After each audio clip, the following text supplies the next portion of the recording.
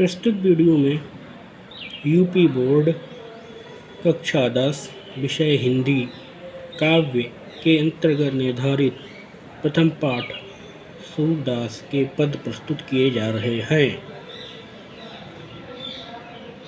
चरण कमल बंदौ हरिराई, जाकी कृपा पंगु गिरिलंघै, अंधे को सब कुछ दर्शाई। बहिरो सुनै गूंग पुनि बोलै, रंक चलै सिर छत्र धराई। सूरदास स्वामी करुणामय, बार बार बंदौ तिहि पाई। प्रस्तुत पद में सूरदास जी अपने आराध्य श्री कृष्ण के चरण कमलों की वंदना कर रहे हैं। वह कह रहे हैं, चरण कमल बंदौ हरिराई। हे हरि, हे श्री कृष्ण, हे प्रभु, मैं आपके चरण कमलों की अर्थात चरण रूपी कमलों की वंदना करता हूँ। जाकी कृपा पंगु गिरिलंघ है, जिसकी कृपा से पंगु भी, असहाय व्यक्ति भी, दिव्यांग व्यक्ति भी पर्वत को पार कर जाता है। अंधे अर्थात उसमें चलने की सामर्थ्य आ जाती है। अंधे को सब कुछ दर्शाई और अंधे व्यक्ति को दृष्टि प्राप्त हो जाती है। अंधा व्यक्ति देखने लगता है। बहिरो सुने, बहिरा व्यक्ति सुनने लगता है। गूंग पुनि बोले, गूंगा मूक व्यक्ति भी बोलने लगता है। रंक चढ़े सिर छत्र धाराई, निर्धन व्यक्ति भी छत्रधारी राजा बन जाता है। सूरदास स्वामी करुणामय, बार बार बंदौ तिहि पाई। वे सूरदास जी कहते हैं कि हे करुणामय, करुणा से परिपूर्ण स्वामी, मेरे आराध्य श्री कृष्ण जी, बार बार बंदौ तिहि पाई। मैं आपके चरण कमलों के प्रताप सामर्थ्य की पुनः पुनः वंदना स्तुति करता हूँ। द्वितीय पद्यांश प्रस्तुत है। इसमें सूरदास ने निर्गुण ब्रह्म का खंडन करके सगुण ब्रह्म की उपासना का समर्थन किया है और उन्होंने कहा है, अविगत गति कछु कहत न आवे। जिसके विषय में कोई जाना नहीं जा सकता है, जो निराकार है, उसका वर्णन करना मेरे सामर्थ्य में नहीं है, उसका वर्णन नहीं किया जा सकता है। जो निराकार है, नीरस है, निरंग है, बिना किसी रंग का, बिना किसी वर्ण का है, तो उसका वर्णन कैसे किया जा सकता है। जो गूंगे मीठे फल को रस अंतर्गत ही भावै, और उसके प्रति समर्पित होकर उसकी भक्ति करना उसी प्रकार से है जैसे गूंगा व्यक्ति मधुर से मधुर फल को भी खा करके उसके स्वाद को नहीं बता सकता है, वैसे ही निराकार ब्रह्म का उपासक व्यक्ति चाहे कितना ही बड़ा उपासक क्यों न हो, वह निराकार ब्रह्म, निर्गुण ब्रह्म के विषय में कुछ नहीं बता सकता है। परम स्वाद सब ही सुनिरंतर, अमित तोष उपजावे। जैसे गूंगे व्यक्ति के लिए मधुर फल निरंतर उसी के मन को अत्यंत संतोष, अत्यंत सुख प्रदान करता है। मन वाणी को अगम अगोचर, जो जाने सो पावे। उसी प्रकार से जो निराकार निर्गुण ब्रह्म है, जो अगोचर है, ऐसा दृष्टि में नहीं आता है, दिखाई नहीं देता है, प्राप्त नहीं किया जा सकता है, उसको जो जानता है, जो जान सकता है, वही प्राप्त कर सकता है। और ऐसे निर्गुण ब्रह्म के उपासक ज्ञाता व्यक्ति से अन्य लोगों को कोई लाभ नहीं मिल सकता है। रूप रेख गुण जाति जुगत बिन, जो रूप रेखा गुण जाति युक्ति आदि से रहित है, मुक्त है, निरालंब कित धावै। तो ऐसे निरालंब के प्रति क्यों दौड़े। सर्वविधि अगम विचार ही तातय, सूर सगुन पद गावै। और इसीलिए सूरदास जी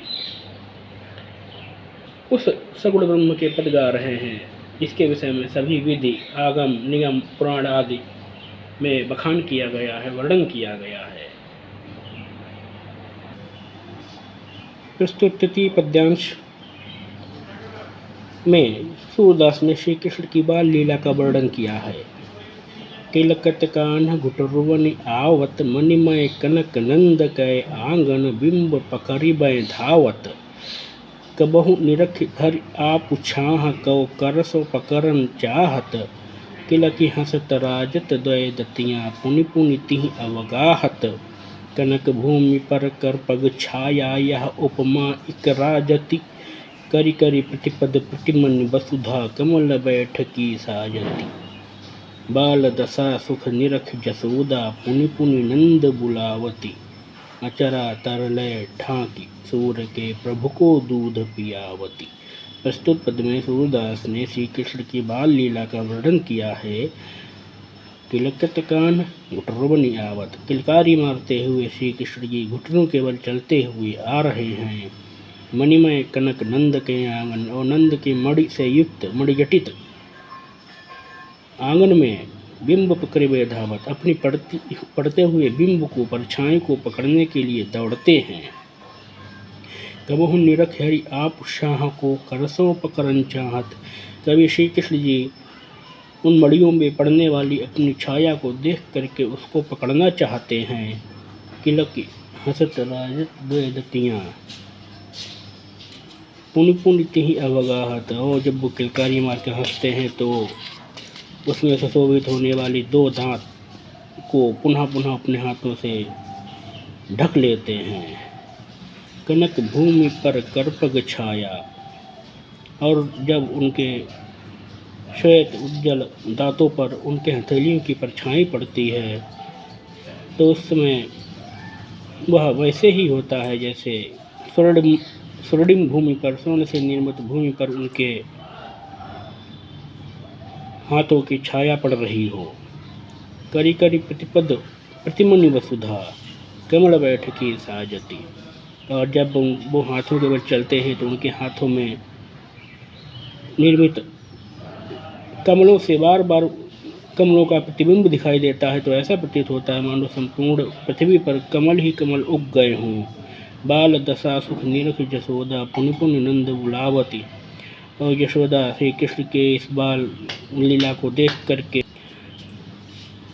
सुख प्राप्त करके नंद को पुनः पुनः बुलाती हैं। अचरा तरलय ढांकी, सूर्य के प्रभु को दूध पियावती। और यशोदा अपने आंचल से श्री कृष्ण को ढक करके उनको दुग्ध पिलाती हैं। चतुर्थ पद प्रस्तुत है जिसमें श्री कृष्ण जी यशोदा से यह हठ कर रहे हैं कि वह अपने मित्रों के साथ गाय चराने जाएंगे। मैं अपनी सब गाय चराई हूँ। श्री कृष्ण जी यशोदा से कहते हैं कि मैं अपने सभी गायों को चराऊंगा। प्रातः होत बल के संग जय हूँ, प्रातःकाल होते ही मैं बलदाऊ बलराम के साथ जाऊंगा। तेरे कहने रहे हूँ और तुम्हारे कहने पर भी घर में नहीं रुकूंगा। ग्वाल बाल गायन के भीतर, ग्वाल बालों गायों के झुंड में मैं कहूँ डर नहीं लागत, मुझको जरा भी भय नहीं लगता है, तनिक भी डर नहीं लगता है। आज उन सौनंद दुहाई, मुझको आज नंद की सौगंध है, कसम है कि मैं तनिक भी नहीं सोऊंगा। रैन रहूँगा जागत और पूरी रात जागता रहूँगा। और ग्वाल सब गाय चराए हूँ और सभी ग्वाल बाल तो गाय चराएंगे। मैं घर बैठे रहे हूँ तो मैं क्या घर में ही बैठा रहूँगा। सूर श्याम तुम सोई रहो। तब यशोदा ने श्री कृष्ण से कहा कि अरे श्याम सुंदर, तुम सो जाओ। प्रात जान मैं देव हूँ, मैं तुमको प्रातःकाल गाय चराने के लिए जाने दूंगी। प्रस्तुत पंचम पद में श्री कृष्ण यशोदा से कह रहे हैं कि अब वो गाय नहीं चराएंगे और इसके विषय में विभिन्न कारण भी बता रहे हैं। माया हौन चराइयों गाय। श्री कृष्ण जी यशोदा से कहते हैं कि अरे माते, मैं अब गाय नहीं चराऊंगा। सिगरे ग्वाल घिरावत मोसों, सभी ग्वाल वाल अपनी गाय मुझसे ही घिरवाते हैं, मुझसे ही पकड़वाते हैं। मेरे पाँव पिराए, और जिससे मेरे पैर दर्द करने लगे हैं, मेरे पैरों में पीड़ा होने लगी है। जौन पत्तिया ही पूछ बलिदाऊँ, यदि आपको मेरी बात पर विश्वास न हो तो बलदाऊ से, बलराम से पूछ लीजिए। अपनी सौह दिवाई, अपनी सौगंध दिला करके आप बलराम से इस विषय में पूछ लें। यह सुनी माई जशोदा ग्वालनी गारी दे तिरसाई। यह सुनते ही कुपित होकर के, क्रोधित होकर के यशोदा सभी ग्वाल वालों को गाली देने लगी, अपशब्द कहने लगी, बुरा भला कहने लगी। मैं पटपति अपने लड़का को आवे मन बहराई।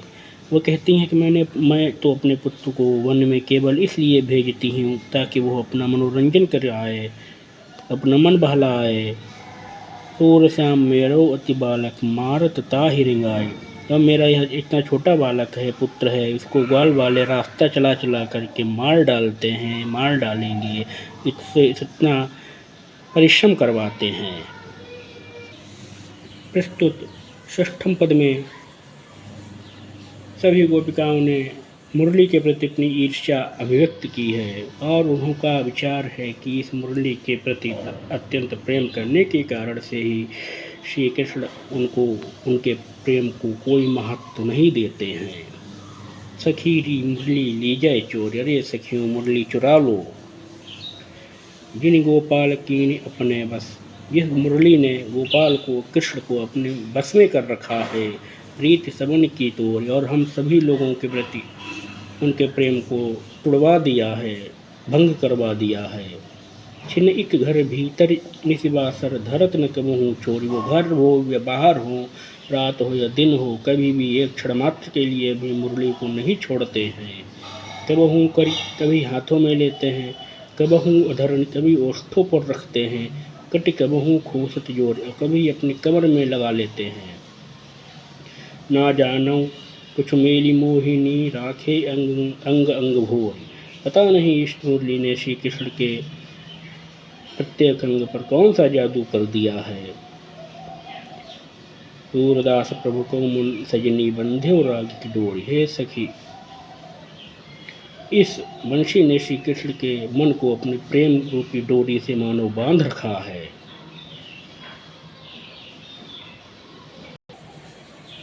प्रस्तुत सप्तम पद में श्री कृष्ण जी उद्धव से कह रहे हैं कि द्वारिका में आने पर भी मैं ब्रज कुमंडल को नहीं भूल पा रहा हूँ। उद्धव मोहि ब्रज बिसरत नाही। श्री कृष्ण जी कहते हैं कि हो उद्धव, मैं ब्रज को भुलाए नहीं भूलता हूँ। वृंदावन गोकुल वन उपवन सघन कुंज की छाही। वहाँ की वृंदावन, गोकुल, वन, उपवन और सघन कुंज की छाया को मैं भूल नहीं पा रहा हूँ। रात समय माता जसुमति अरुनंद देख सुख पावत। जहाँ प्रातःकाल होते ही माता यशोदा और नंद बाबा मुझको देख करके अत्यंत सुखी हो जाते थे, अत्यंत प्रसन्न हर्षित हो जाते थे। माखन रोटी दहियो सजायो, अति हित साथ कवावत। और मुझको अत्यंत प्रेम अपने साथ दही, मक्खन और रोटी खिलाते थे। गोपी ग्वाल बाल संग खेलत, सब दिन हसत सिरात। जहाँ पर मैं गोपियों ग्वाल बालों के साथ पूरे दिन खेलता था और हंसते खेलते पूरा दिन बीत जाता था। सूरदास धन धन्य ब्रजवासी, जिन्हों हित जतुजात। सूरदास जी कहते हैं कि वे ब्रजवासी धन्य हैं जिनके श्री कृष्ण जैसे हितैषी अनुरागी हैं। प्रस्तुत अष्टम पद में गोपिकाओं ने उद्धव से कहा है। प्रस्तुत अष्टम पद में जो कि भ्रमर गीत का है, इसमें श्री कृष्ण के कहने से जब उद्धव गोपिकाओं को इस बात के लिए मनाने गए कि अब वे श्री कृष्ण को भूल जाएं, तब गोपिकाओं ने उद्धव के वेदांत आदि के दर्शन की दार्शनिक बातों को खंडित करते हुए उनसे कहा, उद्धव मन न भय 10-20। अरे उद्धव, हमारे 10 या 20 मन नहीं है, एक हो तो मेरा एक ही मन था। सो गयो श्याम संग, वो श्याम के साथ श्री कृष्ण के साथ चला गया। को अपराध ईश, अब मैं बिना मन के बेमन से ईश्वर की उपासना कैसे कर सकती हूँ। इंद्रिय शिथिल भई केशव बिन, श्री कृष्ण के बिना मेरे संपूर्ण शरीर, मेरी समस्त इंद्रियां शिथिल हो गई हैं, निष्क्रिय हो गई हैं। ज्यों देही बिनु शीस, जैसे आत्मा के बिना शरीर निष्प्राण हो जाता है। आशा लागे रहत तन सासा, जब तक इस शरीर में सांस है तब तक आशा है, तब तक आशा बंधी रहती है। जीव ही कोटि वरीस, और हम इस आशा से करोड़ों वर्ष तक जी सकती हैं कि एक न एक दिन श्री कृष्ण हमारे पास अवश्य आएंगे। तुम तो सखा श्याम सुंदर के, आप तो श्याम सुंदर के मित्र हैं, सकल योग के ईश, और सभी प्रकार के योग के स्वामी हैं, ज्ञाता हैं। सूर हमारे नंद नंदिन बिन और नहीं जगदीश, परंतु हमारे श्री कृष्ण जी हमारे लिए केवल नंद के पुत्र मात्र हैं। वो हमारे लिए ईश्वर के जैसे नहीं हैं। हम लोग उनको ईश्वर मान करके उनसे लगाव नहीं करती हैं। वे तो हमारे नंद के पुत्र के समान हैं। मैं हमारे लिए नंद के पुत्र हैं। प्रस्तुत 9वें पद्य में गोपिकाओं ने श्री कृष्ण के प्रति अपने लगाव के कारण से उद्धव की ज्ञान और भक्ति की बातों का विरोध करते हुए उनका उपहास पूर्वक खंडन किया है।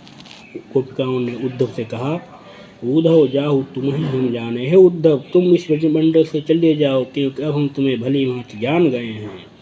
श्याम तुम ही ह्यों नहीं पठ्यो, हमारे श्याम सुंदर श्री कृष्ण ने तुमको नहीं भेजा है। तुम हो बीच भुलाने, तुम रास्ता भटक करके यहाँ आ गए हो। ब्रज नारिन सो जोग कहत हो, बात कहत न जाने। ब्रजमंडल की स्त्रियों को आप योग साधना करने के लिए कह रहे हैं। यह बात कहते हुए आपको लज्जा नहीं आई?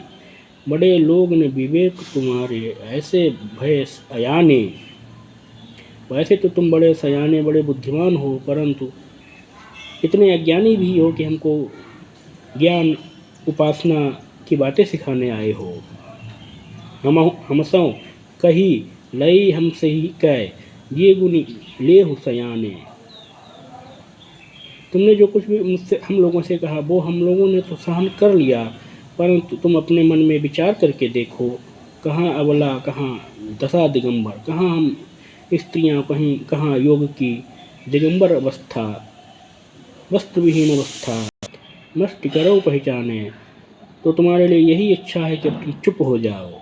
साँच कहो तुमको अपनी सौ, बूझत बात निदाने। हम अपनी शपथ लेकर के आपसे सच्ची बात कहती हैं, सही बात कहती हैं कि आप बहुत ही नादानी भरी बात कर रहे हैं। सूर श्याम जब तुम ही पठायो, तब नाय कहूँ मुस्काने। अच्छा यह बताओ, क्या जब श्री कृष्ण ने आपको यहाँ भेजा था, क्या वे उस समय मुस्कुरा तो नहीं रहे थे? मुस्कुराए तो नहीं थे। अर्थात यदि उन्होंने मुस्कान पूर्वक आपको भेजा है तो निश्चित ही उन्होंने आपको यहाँ पर आपके अभिमान को समाप्त करने के लिए भेजा है।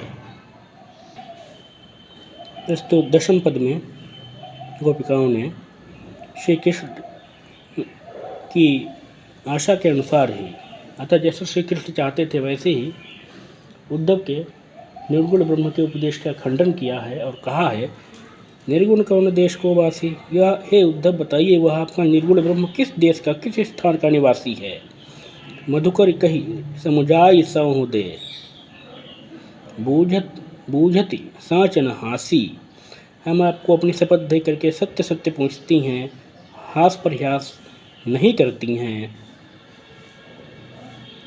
आप हमको यह समझाएं, को है जनक, उस निर्गुण ब्रह्म का कौन पिता है। कौ है जननी, कौन माता है। कौन नारी, कौन पत्नी है। को दासी, और उसके कौन दास दासी हैं। कैसो वर्ण, उसका कैसा वर्ण है। वेश है कैसो, कैसा वेशभूषा है, कैसी वेशभूषा है। किह रस मैं अभिलाषी, और मैं उसमें किस रस की अभिलाषा से उसका ध्यान करूं। इस निर्गुण ब्रह्म की उपासना से मुझको कौन सा रस प्राप्त होगा। पावैगो पुण्य कियो आपुनव, जोरे करेगो गांसी। हे उद्धव, यदि आप हमसे कपट करेंगे, छल कपट करेंगे तो आप उसका दुष्परिणाम भी पाएंगे। सुनत मौन है रहियो बाबरो, यह सब सुनते ही वह बावले श्री कृष्ण जी, बावले उद्धव जी की कर्तव्य विमूढ़ हो गए, मौन हो गए। उनकी समझ में नहीं आया वो क्या कहें। सूर सबे मतिनासी है, और सूरदास जी कहते हैं कि उस समय उद्धव की का संपूर्ण विवेक, उनका संपूर्ण ज्ञान मानो समाप्त हो गया, मौन हो गया। प्रस्तुत अंतिम 11वें पद्य में यशोदा उद्धव के माध्यम से देवकी के लिए संदेश भेजती हैं। संदेशो देवकी सं कहियो। हे उद्धव, आप देवकी से मेरा यह संदेश कहना। हाँ तो धाय तिहारे सुत की, मैं तो आपके पुत्र की धाय मात्र हूँ, मैंने तो उसका पालन पोषण मात्र किया है। मया करते ही रही हो, अतः आप मुझ पर निरंतर कृपा करती रहना। यद्यपि टेव तुम जानत उनकी, यद्यपि आप श्री कृष्ण की आदत प्रवृत्ति को जानती हैं, तब मोह कही आवे, तथापि मैं कुछ कहना चाहती हूँ। प्रातः हो तो मेरे लाल लड़ाई तो माखन रोटी भावे। प्रातः काल होते ही मेरे प्रिय पुत्र श्री कृष्ण को मक्खन रोटी प्रिय है। तेल उबटनो और तातो जल ताही देख भेजे जाते। तेल उबटन और गर्म जल पानी को देखते ही वो भाग जाते हैं। जो जो मांगत सोई सोई देती, क्रम क्रम करके न्याहत। और जब वो कुछ मांगते हैं तो क्रमशः उन वस्तुओं को देती हूँ, तब वो धीरे धीरे नहाते हैं। सूर पथिक सुनि मोहि रैन दिन, बढ़्यो रहत उर सोच। सूरदास जी कहते हैं कि यशोदा को दिन रात यही चिंता रहती है, मेरो अलग लड़ाई तो मोहन हुए करत संकोच। तो मेरे प्रिय लाडले श्री कृष्ण जी इस देवकी के पास तो बहुत ही संकोच करते होंगे, बहुत संकोच से रहते होंगे।